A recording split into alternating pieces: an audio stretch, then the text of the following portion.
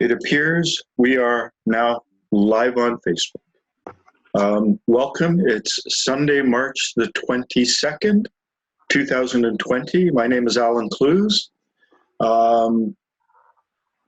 We're in the middle of the quarantine, the social isolation, tremendous amount of fear, at least here in Toronto. People walking around with face masks. The streets are virtually empty. People are working from home. Hisham, you're in North Africa, in Morocco. How are things there? Well, the disease has spread also in Morocco. Today there has been found 110 cases that are infected with the virus. So the situation is a little bit getting out of hand. And the school are closed a week ago, and starting from last Friday, the going out is being reduced. So there is a quarantine phase that we have begun since the last Friday. So all the media, all the everything now goes around this virus, how to slow its spreading out, and how to avoid getting infected.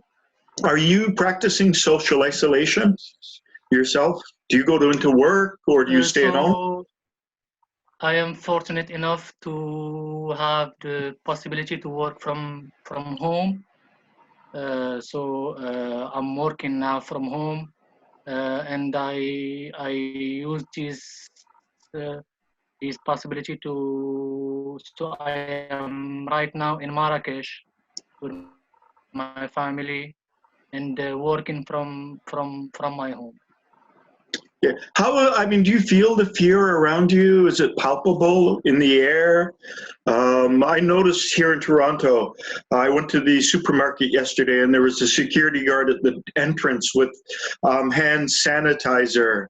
And there was they had a portable hand washing station and people were wearing masks. And, it's like, it's like they became aware of this 6-foot magnetic field. And it's like, oh my God, we're closer than 6 feet. We've got to distance ourselves. And there's a tremendous amount of fear here when we go outside or when I. Yeah. So it is also the same case here. But I also observed so a lot of people are taking preventive measures so that they don't get infected or that they don't transmit the virus if they are already infected. But at the same time, I noticed that there is a large proportion of people that's maybe they don't conceptualize the situation yet, as if they haven't yet really understood what is going on, what is the dangers of this disease.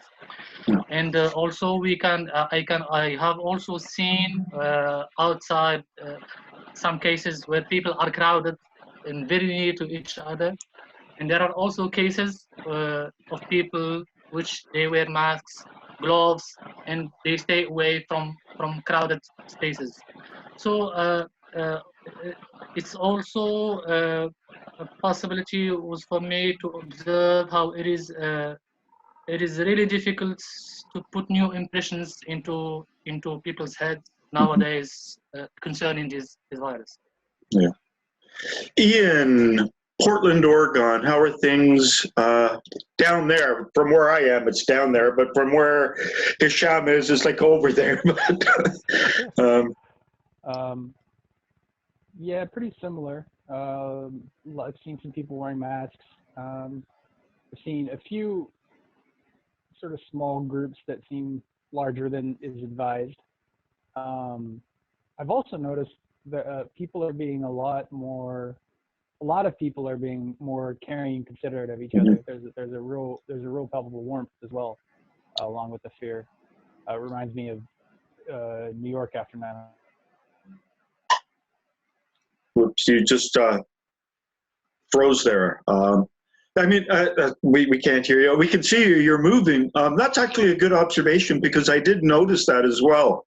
While people are social distancing and they're wearing masks and they're frightened, there does seem to be a bit more warmth and camaraderie, so to speak. It's like we're in this boat together, and people are being nicer, kinder from a distance. I noticed this in the grocery store yesterday, how, you know, there was this look of compassion that I don't normally see in a lot of people's eyes as we kind of navigated around.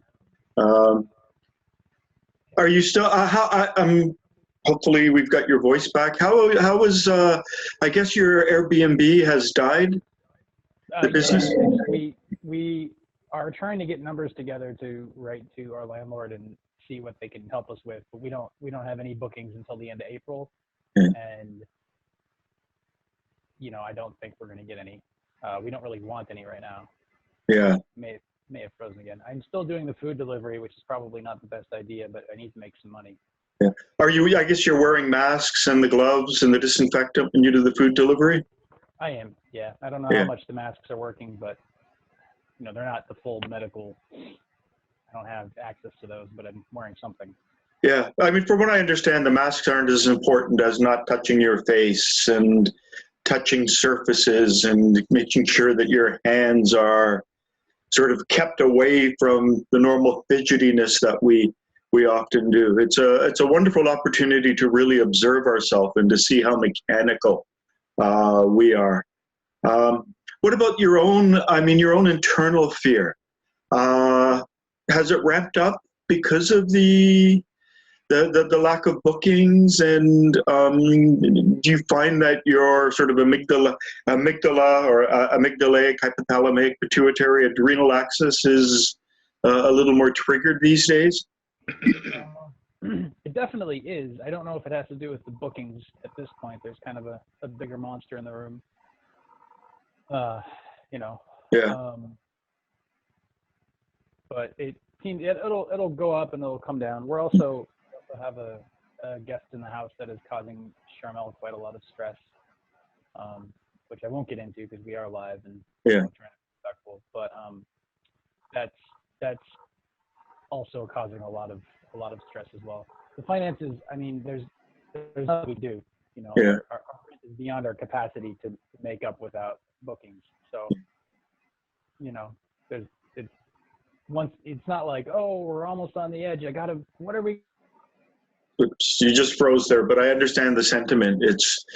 It's not borderline, it's depressing. So you've frozen.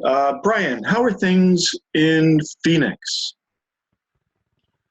Things are pretty good. For me personally, I'm just, trying to not, I don't know, like, I feel like there's just a lot of fear mongering that's coming from the media, and then just trying to stay away from that. But I don't know. I mean, I don't know why, and people have actually kind of called me out on it, but I'm just not that concerned with situation. Like my businesses are pretty much steady, and I went to the park yesterday, and it was a lot of like really good vibes there. And people were working out. There was a lot of people jogging, walking their dogs, biking. I actually spend a decent amount of time. Okay, you've frozen as well. Okay, let's begin. I'm just going to share the screen, and I work for myself. I work for mankind. I work for the earth herself.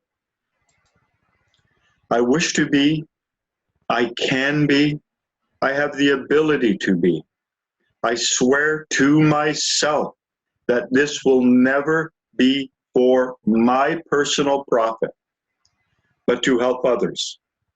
I wish to be to help others. This is to be understood as a vow. Now, today, in a minute, I've got it hopefully on my phones, all set to go. I'm going to be ringing having a mindfulness bell ringing every 5 minutes. And the purpose of this bell, and it's going to ring for approximately 30 seconds. And the purpose of this is to try to come back to an awareness of our breathing.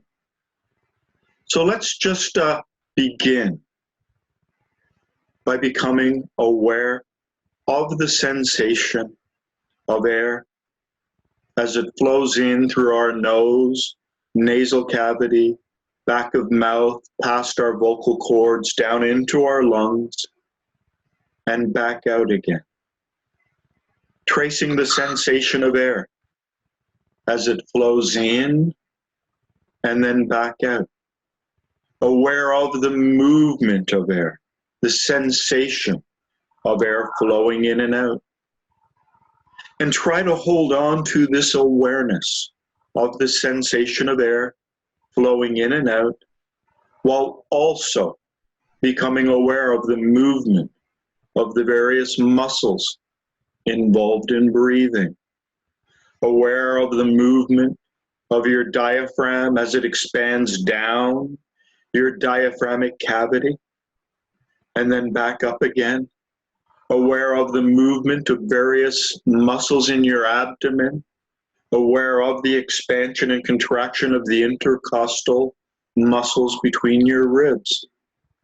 Try to become aware of the sensation of air flowing in and out and the movement, the expansion and contraction of the various muscles involved in breathing. Your abdomen, diaphragm, the muscles between your ribs. And then, while holding on to this awareness of the sensation of air flowing in and out, and the movement of the various muscles involved in breathing, try to become aware of your whole body breathing. There was a group of Japanese Zen monks who said that we should learn to breathe down to our heels. A wonderful description of the awareness of the whole body breathing. Aware of the sensation of air flowing in and out, the movement of the various muscles involved in breathing. Aware of the whole body breathing. And then become aware of the fact that as you breathe in, you are feeding your body. We breathe in approximately 2 kilograms, over 4 pounds of oxygen each day. And we breathe out approximately 70% of the body's waste products through our out-breath. It's a way we detoxify our body. So become aware of the sensation of air flowing in and out, the movement of the various muscles involved in breathing, your body breathing, while also become aware of the fact that you are feeding and cleansing your body. Perhaps imagine breathing in the active elements from the air.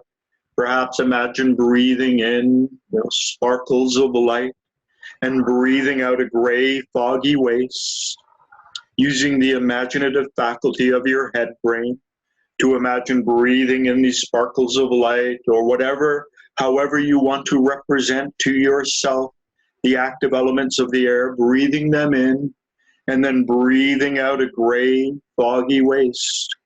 Mr. Gurdjieff told his students to imagine breathing out as if their out-breath was like the gray out-breath that people who smoke make.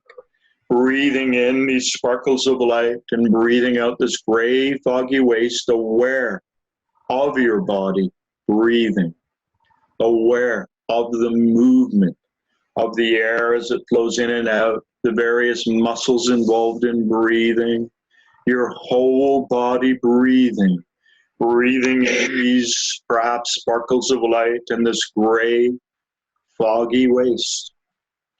And in a moment, when I begin to play the mindfulness bell in the background, it's going to ring approximately every 5 minutes.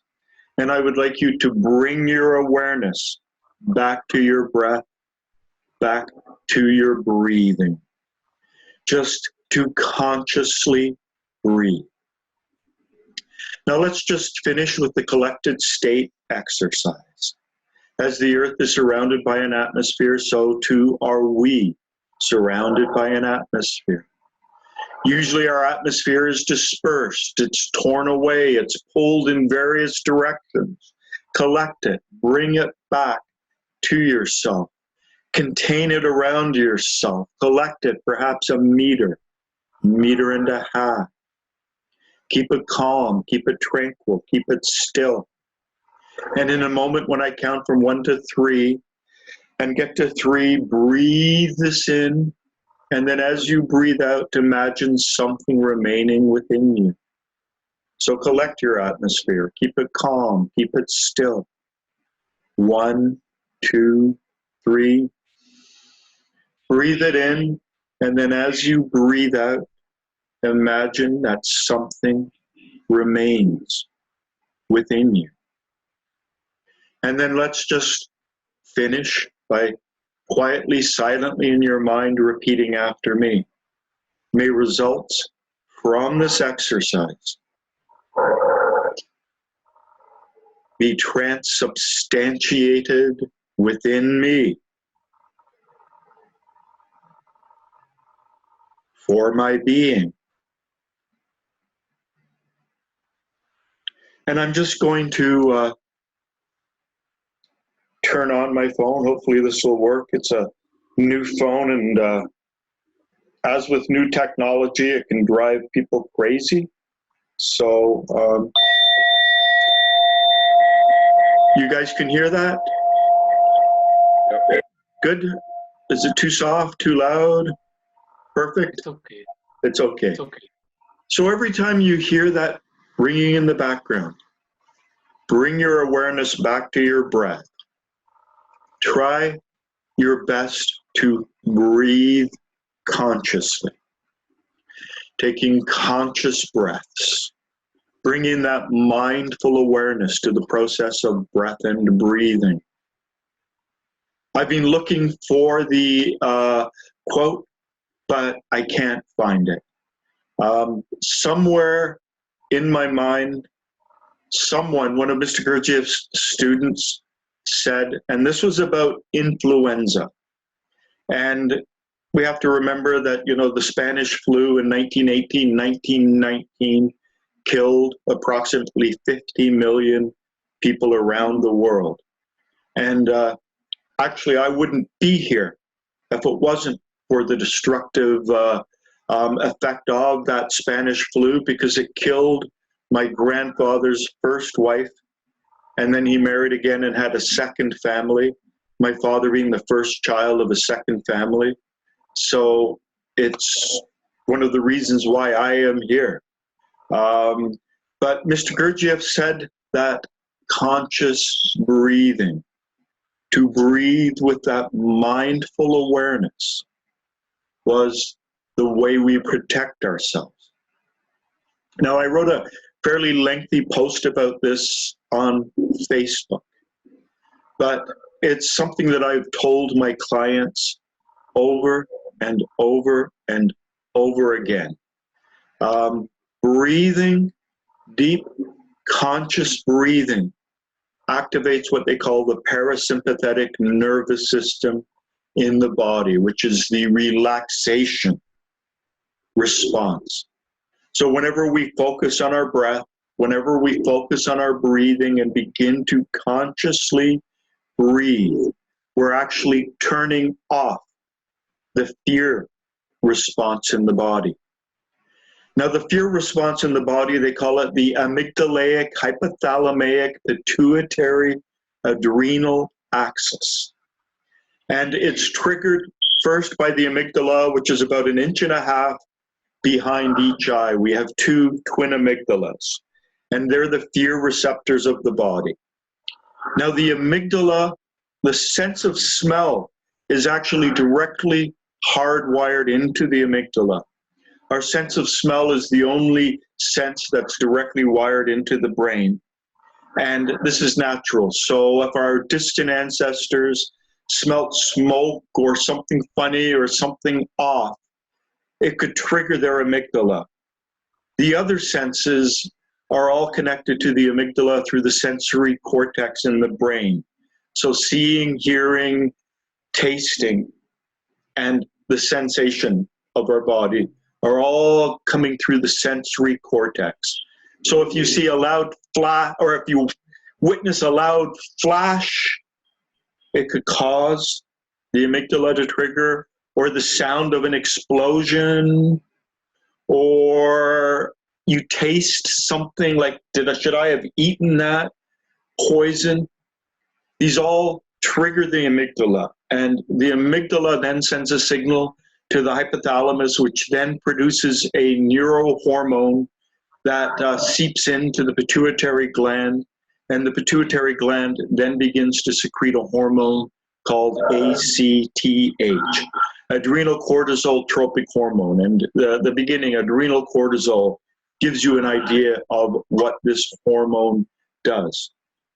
Now, the amygdala, the amygdala is about the size of the top of our baby finger, and it's real close to something in the body, or something in the brain called the hippocampus. And the hippocampus is responsible for storing short-term memory. So everything that happens to you today gets stored in your hippocampus, and at night it gets unspooled up into the higher parts of your brain and stored in the long-term storage units of your brain. Now, this is a real primitive part of ourself. The amygdalaic, and just bring yourself back to your breathing. The amygdalaic, hypothalamic, pituitary, adrenal axis goes back perhaps to our reptilian ancestors. They talk about it as the reptilian brain. We did not evolve out of reptiles. We still have a reptilian self within ourselves.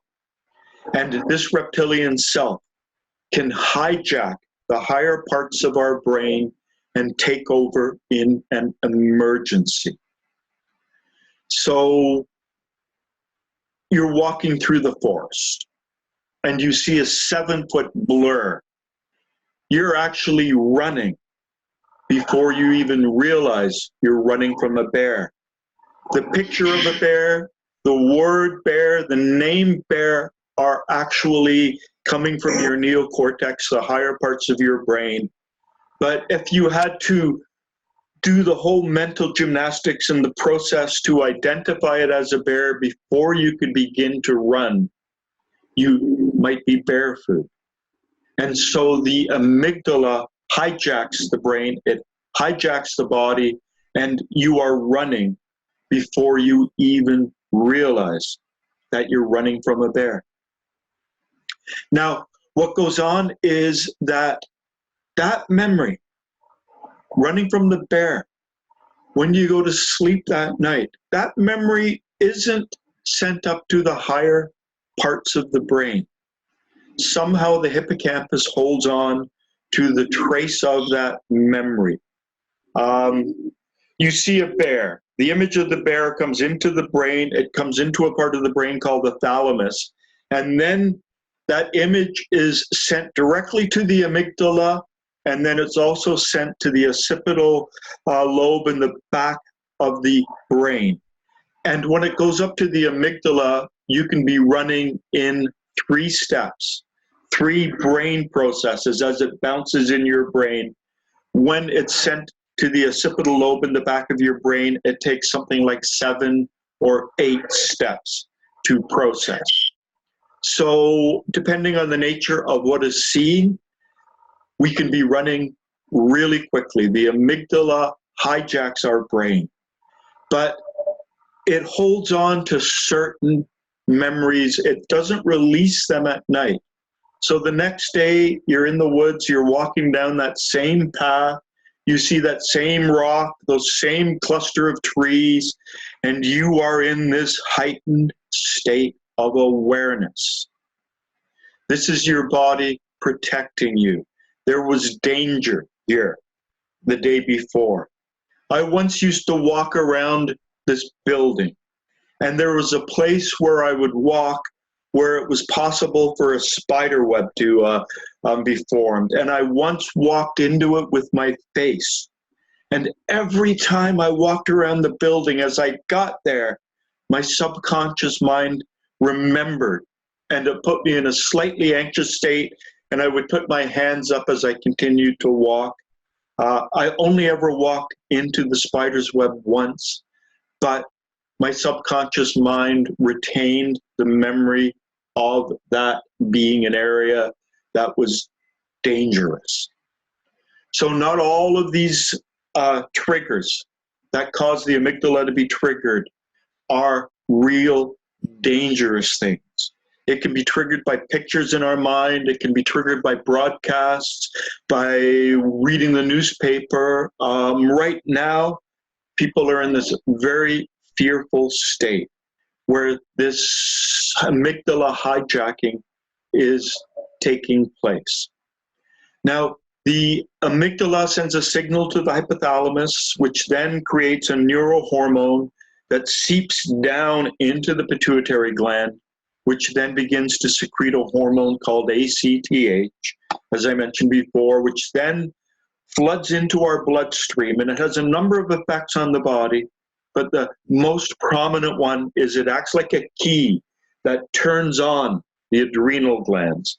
And the adrenal glands are like these pyramid-shaped structures sitting on top of our kidneys in our lower back.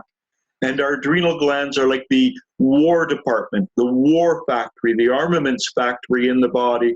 And when it gets turned on, it produces adrenaline. Just come back to our breath and breathing.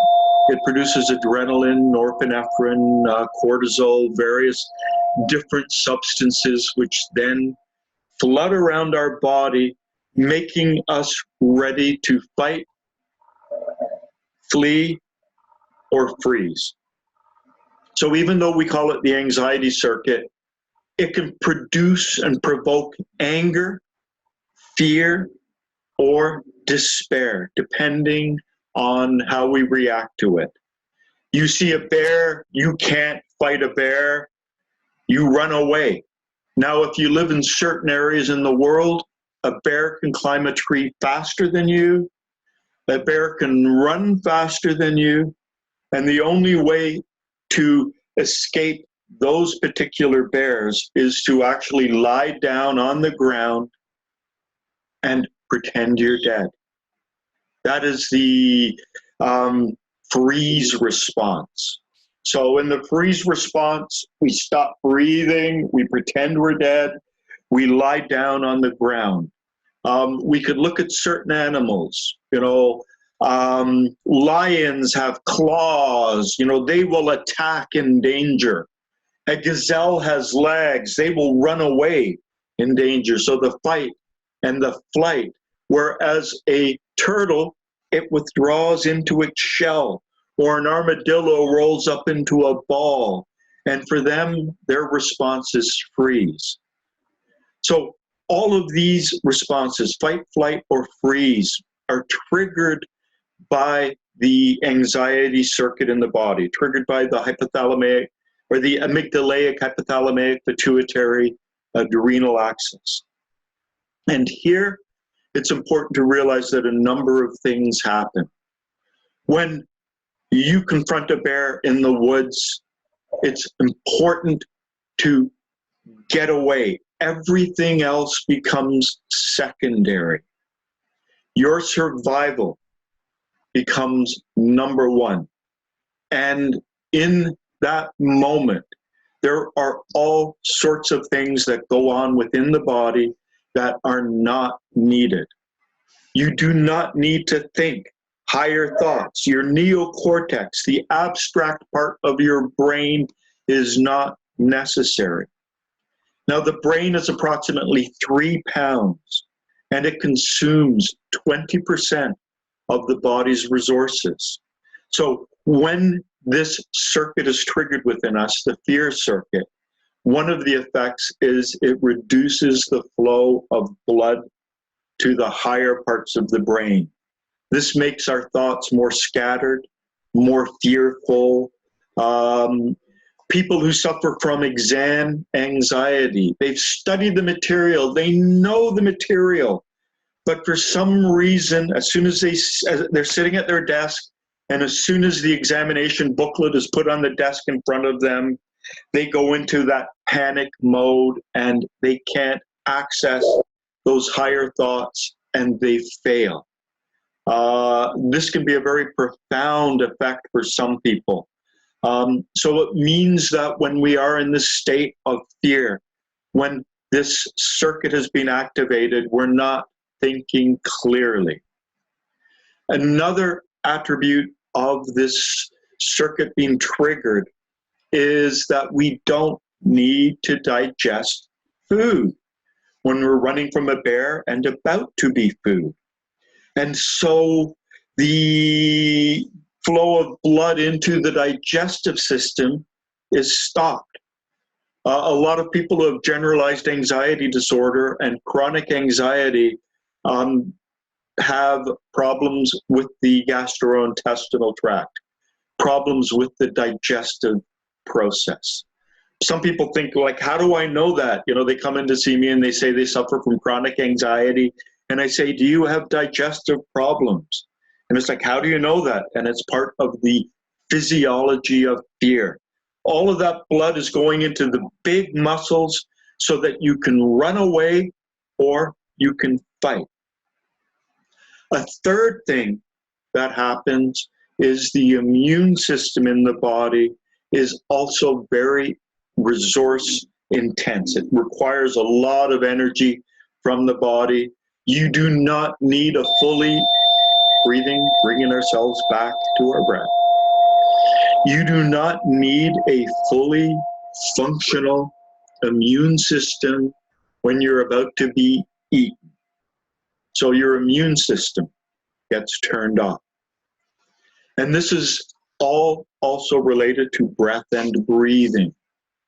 The ability to be mindful, the ability to focus on something here and now in this moment is an attribute of the prefrontal cortex in the brain, the part just behind our forehead, the part that makes us human.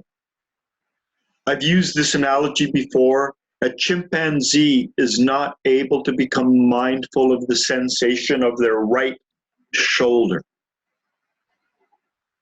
If you tap a chimpanzee's right shoulder, they will become aware of it. But they're not able to sit on a rock and consciously bring their awareness to their right shoulder, or consciously, mindfully, with intent, bring their awareness to their breath and their breathing. So by consciously breathing, we are pulling the control back up to that higher part of the brain. And as I mentioned earlier, they call it amygdala hijacking.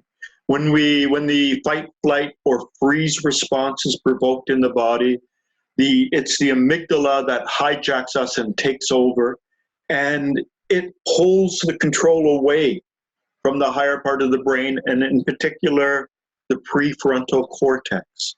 So by consciously breathing, by consciously coming back to our breath and breathing, we are pulling the control back to that higher part of our brain. We are overriding the fight, flight, or freeze response.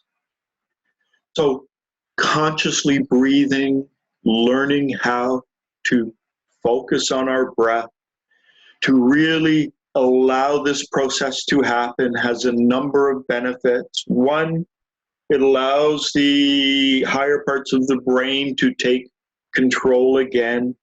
Two, it allows the blood to flow back into the digestive process. Three, it allows the immune system to begin working again.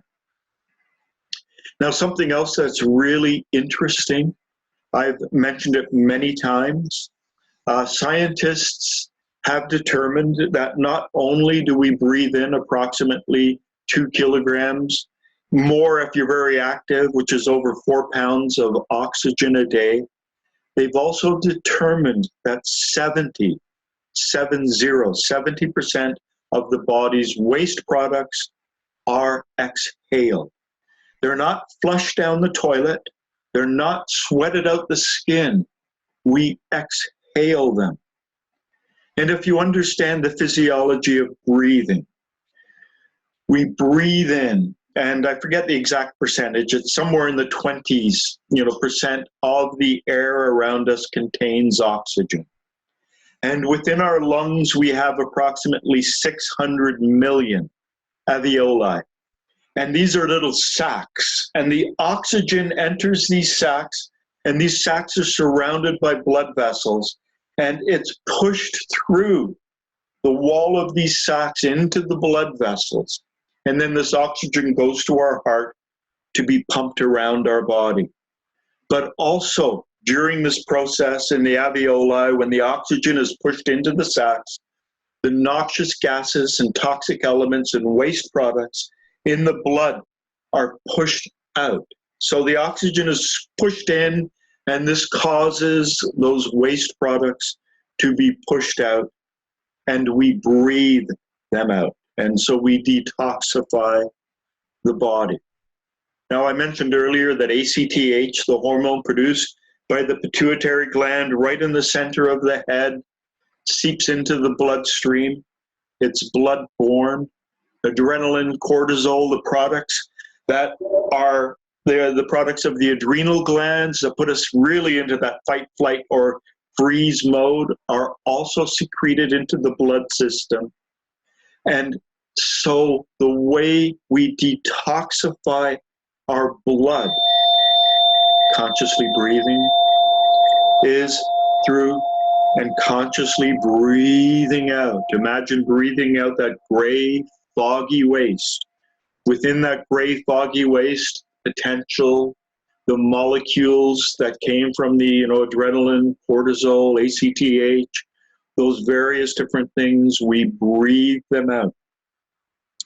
So not only do we breathe oxygen into the body as we breathe, and when we consciously breathe, we're turning on the parasympathetic nervous system. The sympathetic nervous system is the fight or flight nervous system. We're moving the control back up to the higher parts of the brain by consciously breathing.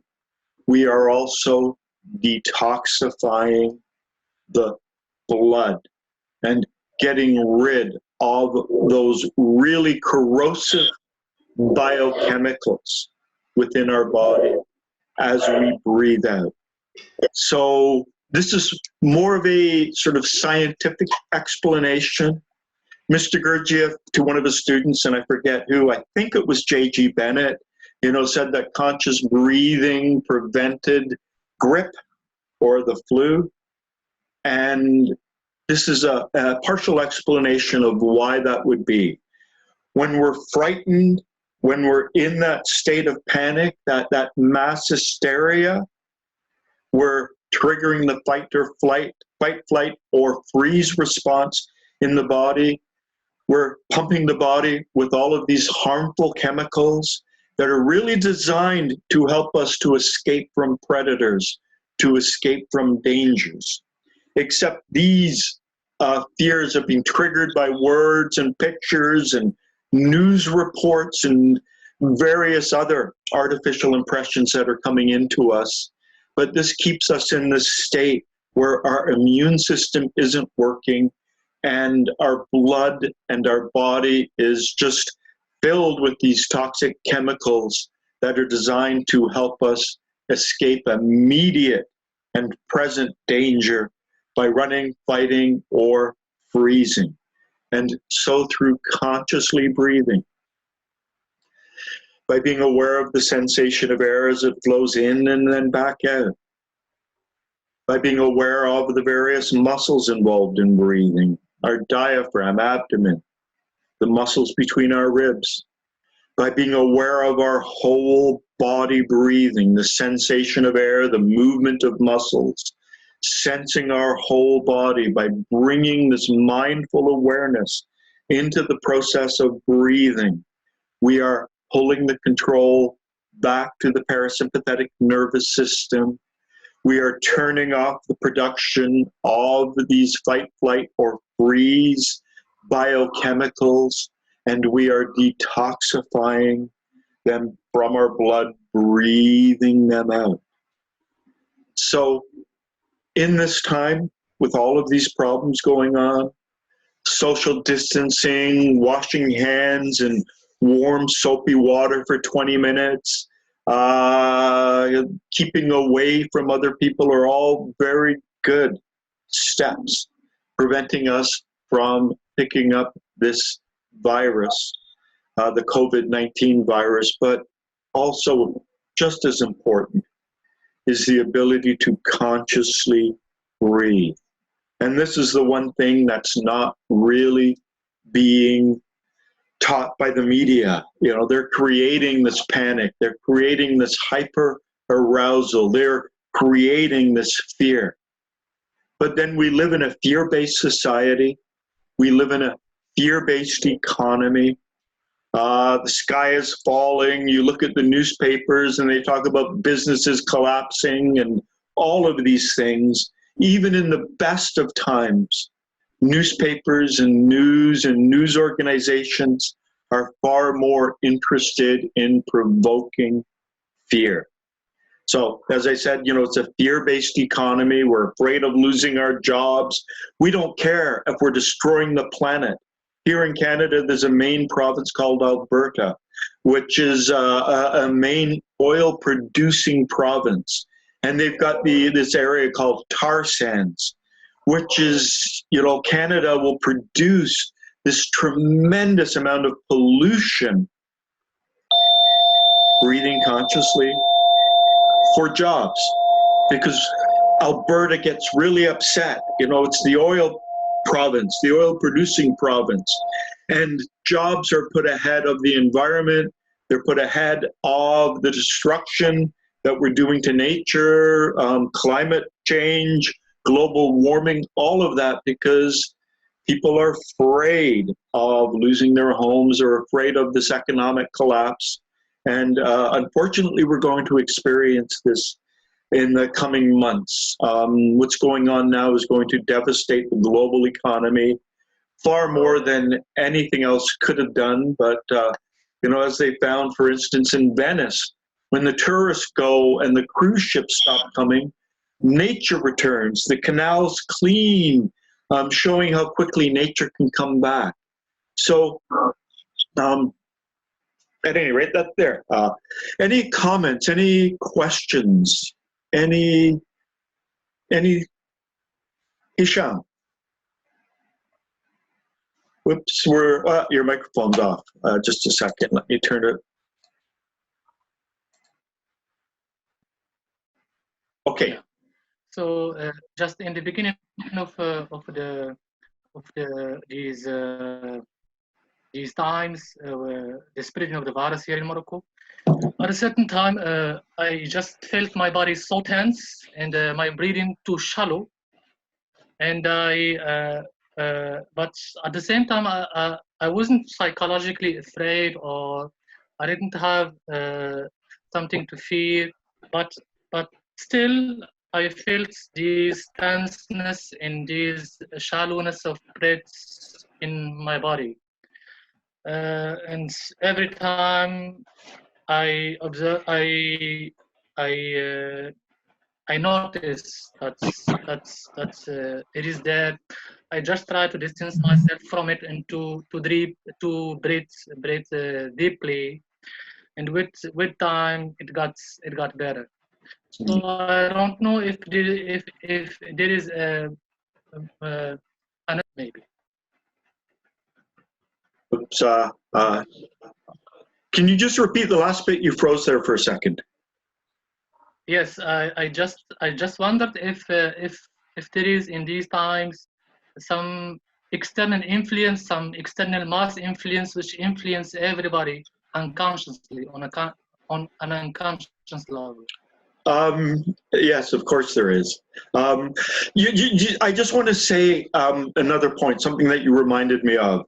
When we suffer from anxiety, when the fight, flight, or freeze response is triggered, for me, when I was a little child, I suffered from extreme social anxiety. I had a massive speech impediment. I had to go to a speech pathologist and learn to speak properly. People would knock on the door and where's Allan? And they would find me hiding in the back of a cupboard or under a table. And so quite often I find myself not breathing. It's part of the freeze response. Some people, you know, when they're in the anxiety response, they only breathe from the top half of their lungs. So by consciously breathing, you want to make sure it's nice, deep, abdominal breaths. You want to feel that movement of the diaphragm, abdominal muscles, the intercostal muscles between the ribs. Full, proper breathing. And the other thing is the most effective way to turn this off. Not quite like that.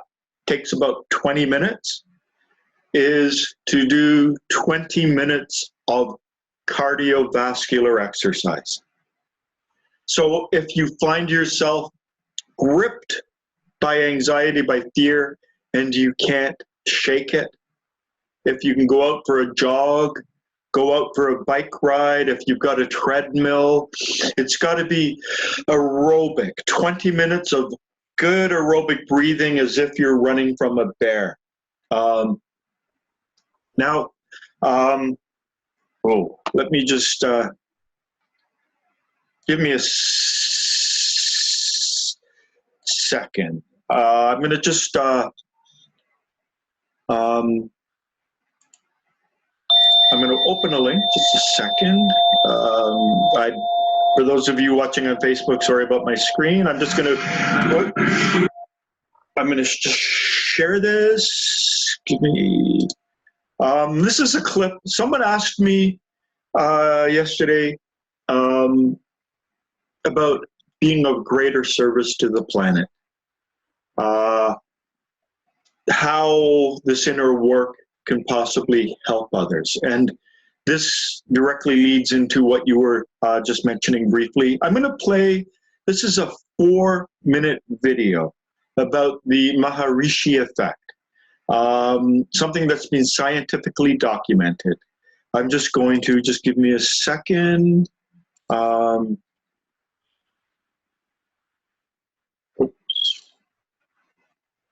So about fear and it being contagious and all of these things, that there's somehow an effect that we can have on our environment. Let me. Very quickly, some of the early research. This is the first study, and I won't go into it in great detail except to say that this experiment was performed in the Middle East during the peak of the Lebanon War in the early 1980s. It was hypothesized, based on many previous smaller experiments, that if enough people were collectively experiencing and stimulating this fundamental, powerful field of peace within, that there would be a radiated influence of peace that would affect the behavior of people throughout society. People would wake up in the morning and they'd decide, hey, I don't think I'm going to kill anybody today. What a novel thought. That, you know, with some expanded comprehension, a less narrowly cramped, narrowly self-centered, acutely stressed vision, that those desperate acts of terrorism simply don't really have a fertile field to fall on. So this chart shows a dotted line going up and down, which is the rise and fall on a daily basis of the number of people who were meditating as a group in Jerusalem. About 1,000 people on average, sometimes more, sometimes less. And the solid line represents progress towards peace in the war in neighboring Lebanon. And even before the benefit of statistical analysis, you can almost see from the raw data that progress towards peace measured by reduced war deaths, reduced war injuries, reduced number of bombs. Now, progress towards peace goes up and down almost in lockstep with the number of people who were meditating as a group, radiating this influence of inner peace to become outer peace. When this was subject to mathematical analysis, the likelihood that this is simply due to some fluke, due to chance, is less than 1 part in 10,000 to be able to say something with this certainty that group meditation prevented war. That is a really remarkable finding. When this was published in the Yale University Journal of Conflict Resolution, it ignited a firestorm.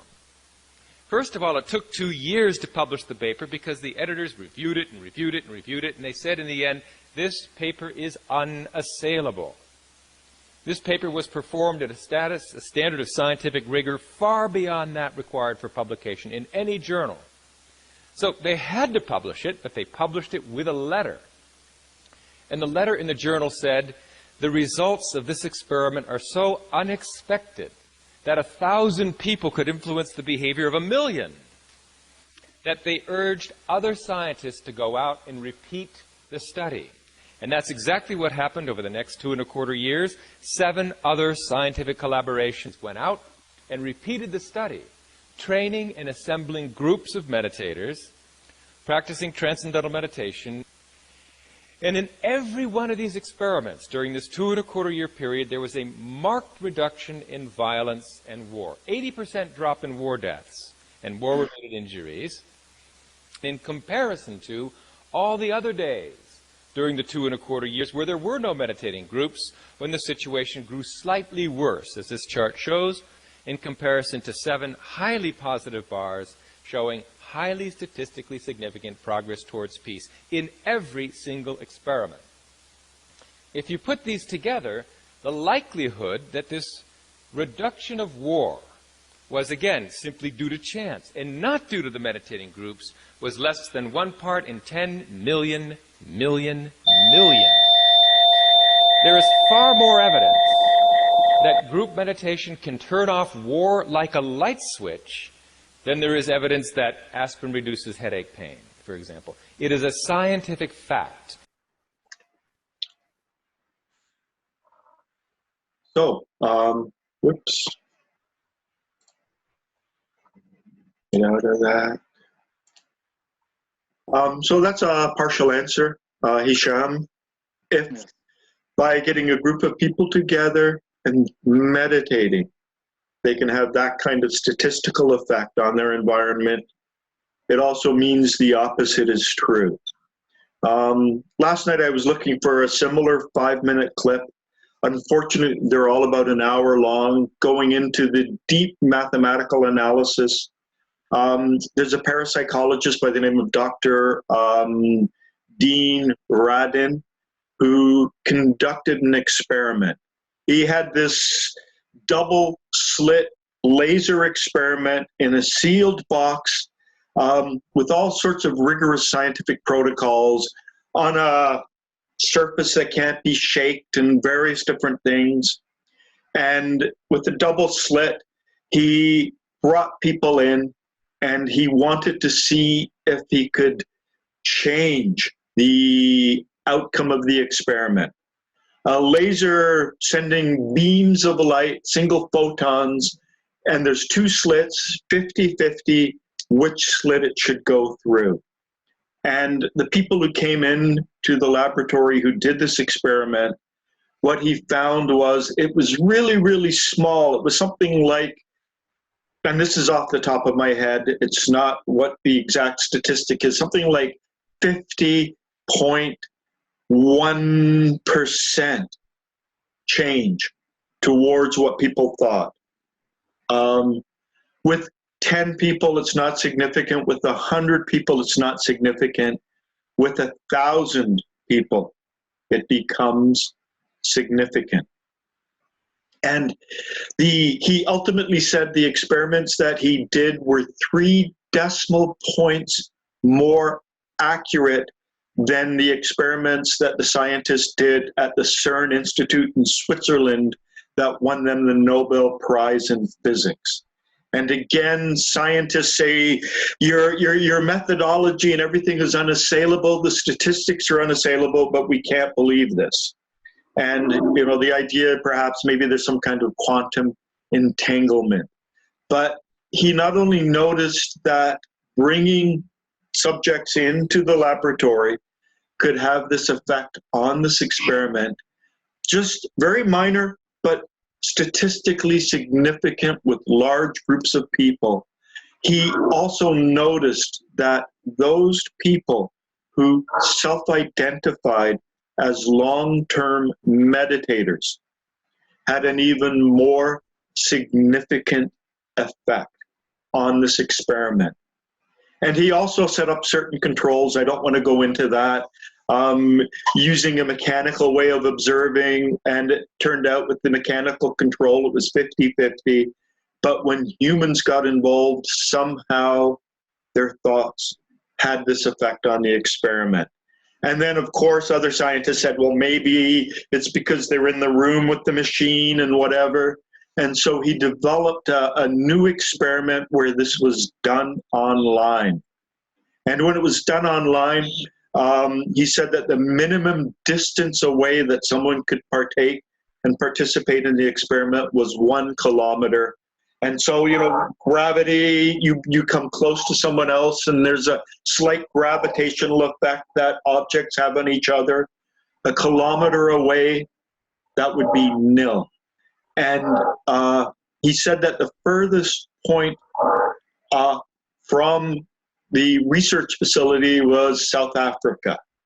And what he found when he put this experiment online, over 5,000 people participated in it, and the same results held true, that somehow our thoughts can have an effect on things that go on that they shouldn't be able to have at a distance. And Mr. Gurdjieff talked about this. He said that our atmosphere can connect. You think of your mother, she's on the other side of the world, a part of your atmosphere goes towards her. He talked about ESP, he talked about for instance, within blood, there's some kind of a magnetic resonance quality within blood. This is in G.I. Gurdjieff's Paris Meetings 1943, I believe it is, where there's a telepathic quality to blood and consanguinity. That is our relatives, so that we have some kind of a connection to them.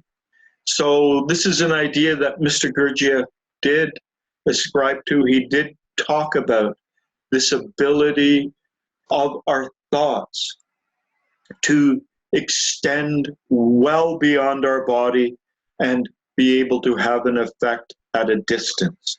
And we also know, it's in Search of the Miraculous, where Uspensky, towards the end of the book, Mr. Gurdjieff appearing or hearing Mr. Gurdjieff's voice when Mr. Gurdjieff was far away, and other people claimed to have seen Mr. Gurdjieff when he was supposed to be hundreds of miles away. So this is something that's also found within the literature of mystics, the ability to affect our environment and to affect other people. So if we put these experiments together, the results of these experiments, the Maharishi effect, and Dean Radin's experiments, we realize that we are not limited. We do not end at our skin, that we have some kind of an effect on our environment. And so when situations of mass panic and mass fear happens, it's like this pervades the planet. And all we can try to do is to be calm ourselves, and hopefully that this will have an effect on other people. Any questions, any comments at this point? Why do you think the media is fear-based? Are they doing it for because they get more viewership that Yes. way? Or? they've done studies, and people don't read good news. They read bad news. And when you think of it, except for comedies, what are the top rated TV shows? They're cop shows, they're police procedurals, they're medical dramas, they're legal shows. At the end of those shows, you're gripping the chair and your anxiety response has been triggered. Why do people like this? I don't know, but people like this. Why do people like horror movies? That I don't like horror movies. I don't go and watch horror movies. I don't understand why they make so much money. Why do you want to go into such a weakened state of fear and anxiety and terror? But it makes a lot of money. It sells magazines. It makes people watch the news. A lot more people now are paying attention to the news because they're the fear. And then we've got the big pharma that makes a lot of money with medicating anxiety. So the anxiety is triggered in our society, and so the amount of medication goes up. There's a lot of money in fear, a lot of money in anxiety. And we can see certain politicians, and this has been studied repeatedly as well, during elections, politicians that provoke the fear response in the electorate get more votes. Immigrants, the economy's tanking, this, that, getting people angry makes people vote for those politicians. So, there's this whole science of neuropsychology where they are studying this. So there's a lot of research that's being done on it. When we're in the fear responses, like we shut down those higher parts, the more noble aspects of ourself just kind of collapse and diminish. So I've got a quote from Mr. Gurdjieff. Let me just share it. Just give me fears, identification. And just bring yourself back to your breath and back to your breathing.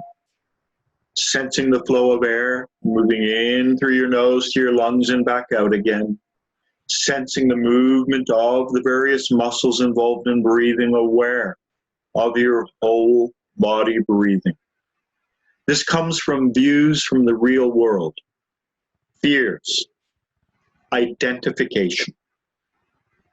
Sometimes a man is lost in revolving thoughts, which return again and again to the same thing. Whoops, let me put this to my... Sometimes man is lost in revolving thoughts, which return again and again to the same thing, the same unpleasantness, which he anticipates, and which not only will not, but cannot happen in reality. These forebodings of future unpleasantnesses, illnesses, losses, awkward situations often get a hold of a man to such an extent that they become waking dreams. People cease to see and hear what actually happens.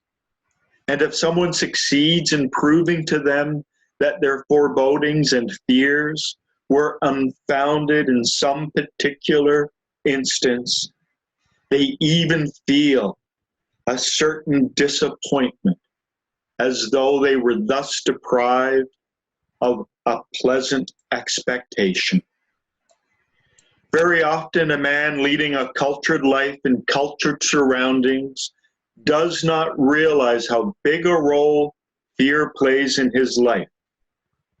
He is afraid of everything, afraid of his servants, afraid of the children of his neighbor, the porter in the entrance hall, the man selling newspapers around the corner, the cab driver, the shop assistant, a friend he sees in the street and tries to pass unobtrusively so as not to be noticed. And in their turn, the children, the servants, the hall porter, and so on, are afraid of him. And this is so in ordinary, actually that should be normal times, but at such times as we are going through now, this all-pervading fear becomes clearly visible. And here should be pointed out that this quote of Mr. Gurdjieff, he's talking during the First World War, where something like 40 million people were slaughtered in the trenches. So this was in Russia, when Russia was at war with Germany, and so that they could notice this fear. It is no exaggeration to say that a great part of the events of the last year are based on fear and are the results of fear. Unconscious fear is a very characteristic feature of sleep. Man is possessed by all that surrounds him because he can never look sufficiently objectively on his relationship to his surroundings. He can never stand aside and look at himself together with whatever attracts or repels him at the moment. And because of this inability, he is identified with everything. This too is a feature of sleep. You begin a conversation with someone with a definite aim of getting some information from him. To attain this aim, you must never cease to watch yourself, to remember what you want, to stand aside and look at yourself and the man you are talking to. But you cannot do it. 9 times out of 10, you will become identified with the conversation. And instead of getting the information you want, you will tell him things you had no intention of telling him. People have no idea how much they are carried away by fear. This fear is not easily defined. More often than not, it is fear of awkward situations, fear of what another man may think. At times, this fear almost becomes a mania. Now let's go back up to the top. Fears, identification. I talked earlier about how when the fight, flight, or freeze response, the anxiety response, the fear response is triggered in the body, it pulls the flow of blood away from the higher parts of the brain, from the neocortex, down into some of the more primitive parts of the brain, so that our thinking becomes very fear-based. It becomes very scattered. These revolving thoughts that we get lost in, anticipating this unpleasantness, and we don't even realize the effect that these thoughts have on our physiology. So right now, there are a lot of people who are lost in these revolving thoughts. They're just circling around and around without any deeper attempt to understand or analyze them. These forebodings of future unpleasantnesses, illnesses, losses, awkward situations often get a hold of men to such an extent that they become waking dreams. And Mr. Gurdjieff once said the difference between a man sleeping and a man who is in the state of what I call waking sleep, he called, the slumbering state, is that they're both dreaming, but in the dream state, there's a harmlessness to these dreams. But when man wakes up into the state of waking sleep, he still has these dreams. He still has these images that are floating around in the back of his mind, still there, still present.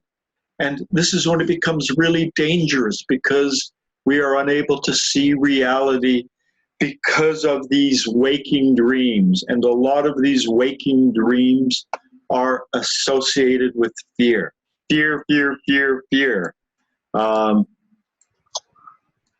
So very often a man leading a cultured life in cultured surroundings does not realize how big a role fear plays in his life. And I know for myself, fear was a big response, particularly as a child, even into adulthood. Fear, fear, fear.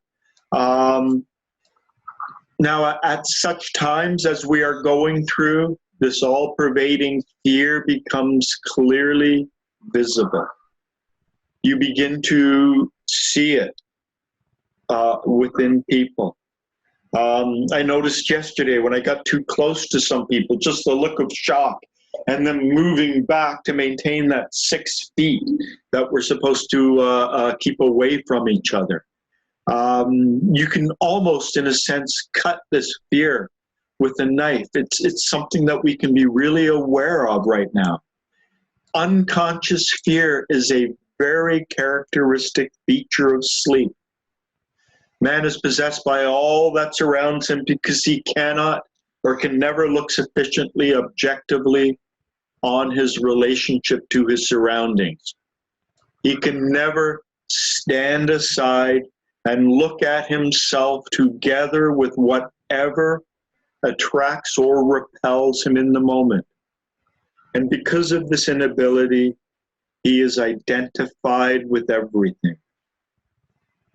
So to become aware of your body, to become aware of your breathing, to become aware of the air flowing in from your nose to your lungs and back out again, to become aware of the movement of the various muscles involved in breathing, your diaphragm, abdomen, the muscles between your ribs, to become aware of your whole body breathing is, in a sense, an act of sensation of self, a sensation of myself, observing myself. And this is the antidote to identification. When we are so caught up in something that our attention is focused exclusively on what we are caught up on. And just again, breathing consciously, breathing mindfully, aware of your physical body.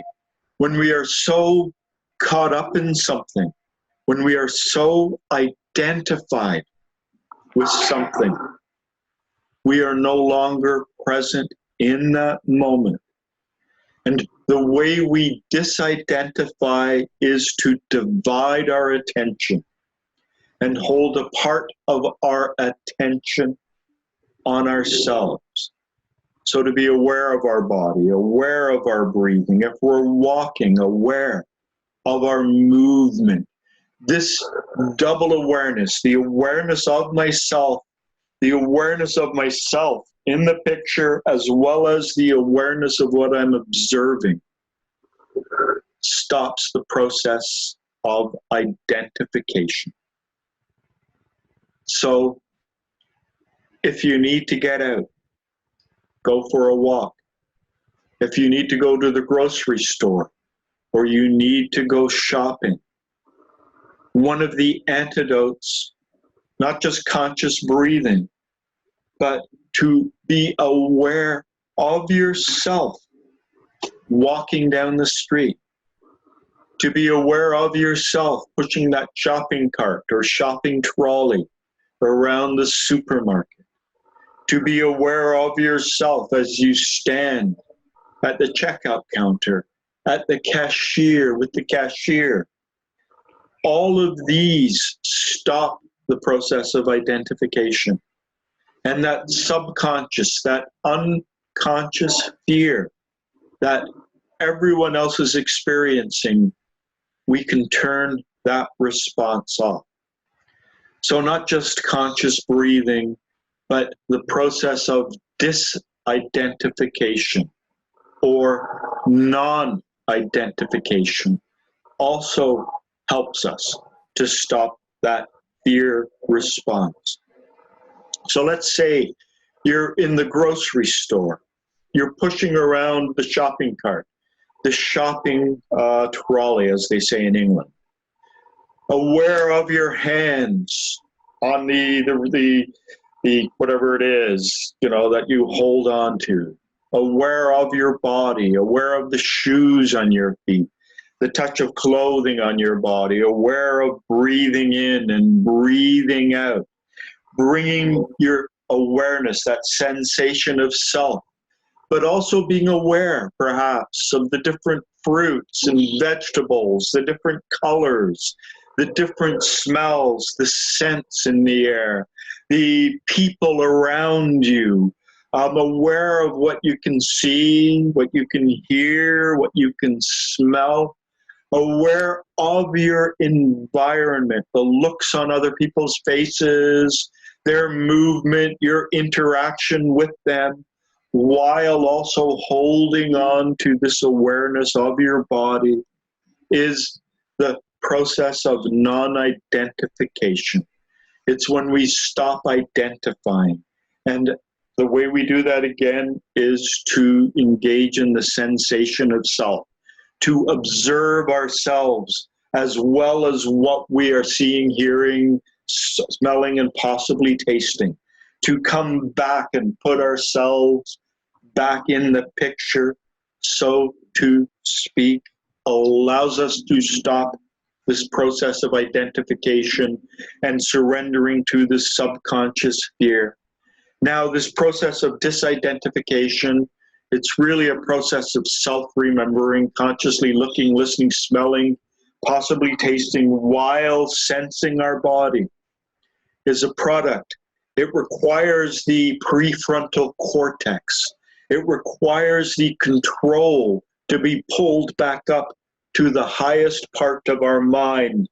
And this overcomes that process of amygdala hijacking. So there are, a lot of these physiological ramifications of this as well. So, here he says to remember, to stand aside and look at yourself and the man that you are talking to. I didn't underline this earlier. To stand aside and look at yourself and the man you are talking to. The definition of non-identification, to be aware of ourself in that moment. Right now, being aware of yourself, the bell just rang. Aware of your body, aware of your breathing, the sensation of air flowing in and out. Again, people have no idea how much they are carried away by fear. Subconscious fear, irrational fear. This fear is not easily defined. More often than not, it is a fear of awkward situations, a fear of what another man may think. At times, this fear becomes almost a mania. So, to strive to remember yourself, to recognize that when you do, this will have an effect on your environment. If we could get enough people doing this properly, we would have a profound effect on people.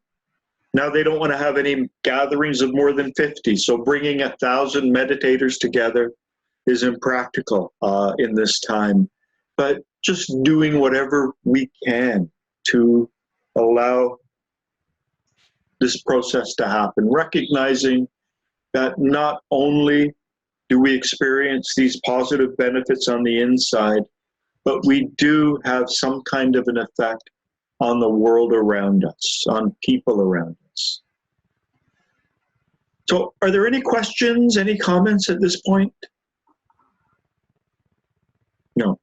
Okay, I just want to say about 2 hours ago, let me see if I can pull it up. Oops. I bought this book, this Kindle book, Joseph Aziz. I haven't read it yet, but apparently it goes into, and I bought it as a Kindle, So I can read it on my phone and whatever. I'm just going to read the blurb. The Armenian-born mystic, philosopher, and spiritual teacher, G.I. Gurdjieff, is an enigmatic figure, the subject of a great deal of interest and speculation, but not easily fitting into the common categories of esoteric, occult, or New Age. Scholars, for the most part, passed over in silence the contemplative exercises presented in Gurdjieff's writing. Although Gurdjieff had intended them to be confidential, some of the most important exercises were published posthumously, that is after his death in 1950 and 1975, arguing that an understanding of these exercises is necessary to fully appreciate Gurdjieff's contribution to modern esotericism. Joseph Aziz was a student of George Adi in Australia, who was one of Mr. Gurdjieff's students. Joseph Aziz offers the first complete study of the exercises and their theoretical foundation. It shows the continuity in Gurdjieff's teachings, but also the development and change. His original contribution to Western esotericism lay in his use of tasks, disciplines, and contemplation-like exercises to bring his pupils to a sense of their own presence, which could to some extent be maintained in daily life in the social domain, and not only in the secluded conditions typical of meditation. Aziz contends that Gurdjieff had initially intended not to use contemplation-like exercises, as he perceived dangers to be associated with these monastic methods and religious tradition to be in tension with the secular and supra-denominational guise in which he first couched his teachings. As Gurdjieff adapted the teachings he had found in Eastern monasteries to Western urban and post-religious culture, however, he found it necessary to introduce contemplative exercises. So, looking at this, coming back here, exercises from Gurdjieff's pupils, the reality of being, the four ideals exercise, Lord have mercy, the color spectrum exercise, the clear impression exercise, the preparation, Gurdjieff's last exercise, going through all of these different things. So this is going to be the focus of what I'm going to be doing until I've gone through this book online in the way that I would like to fully and completely go through it all. So just to look forward to this.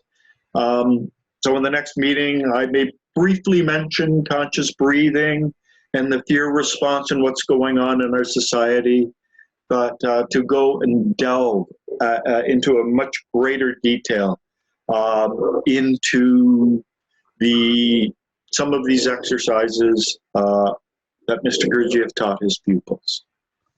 So, any final comments? Any questions? No? Okay, let's just again become aware of the sensation of air as it flows in through our nose, nasal cavity, back of mouth, throat, past our vocal cords, into our lungs, and then back out again. Really strive to follow the flow of air in and out. And holding on to this awareness, dividing your awareness so that another portion of your awareness is focused on the movement of the various muscles involved in breathing. Your diaphragm expanding down the diaphragmic cavity and back up again. The expansion and contraction of various muscles in your abdomen. The expansion and contraction of the intercostal muscles between your ribs. Aware of the expansion and contraction of the various muscles involved in breathing, while also aware of the sensation of air that flows in and out. And then hold on to the awareness of the sensation of air flowing in and out, the expansion and contraction of these various muscles, and become aware of your whole body breathing. Become aware of the sensation of self. Become aware of your body from the bottom of your feet to the top of your head. Become aware of your body breathing. Become aware of your body from the bottom of your feet to the top of your head, the sensation of air flowing in and out, the movement of the various muscles involved in breathing. Consciously breathing. Breathing with full mindful awareness. Understanding the implications that conscious breathing or intentional breathing has on the physiology of your body, helping your immune system to work better, helping you to detoxify and get rid of all of those anxiety-related chemicals in your body by breathing out and then breathing in that good, the active elements of the air, to try your best throughout the day, whenever you can, to consciously breathe. Now, there are websites where you can go. There's a mindfulness bell websites.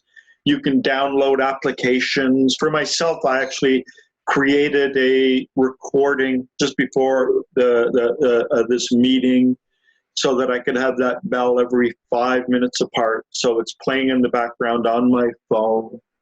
Doing things like that, having, a bell ring, a mindfulness bell, some kind of a reminding factor to bring yourself back into your body, to become aware of your body as you're focusing on something else, to disidentify, to just calm yourself down. So next week, I'll begin to delve into the Joseph Aziz book with the exercises. So I would like to thank you, 4 of you, for being here today. I'd like to thank those of you who are watching on Facebook and those who will be watching this later on YouTube. And I would like to say thank you. Take care. Breathe consciously. Breathe mindfully. Practice self-remembering. Bye now.